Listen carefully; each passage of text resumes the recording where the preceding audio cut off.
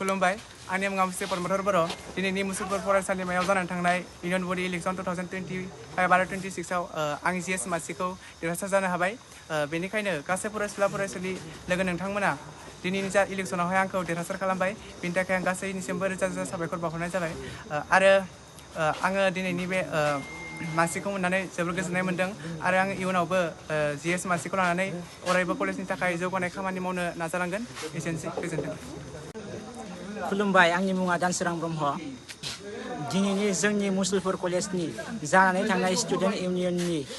इलेक्सनाव आं vice president महरै देरहासार जानो हाबाय बिनि थाखाय आं जोंनि फरायसालिनि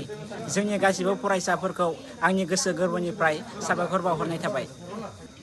बेबादिनो जों फैबाय थानाय समाव जोंनि कलेजनि मोजांनि थाखाय आरो जौगानायनि थाखाय जों जयैनो खौसेयै हाबा मावलांगोन। दिनैनि जोंनि मुसलपुर फरायसालिमानि जोंनि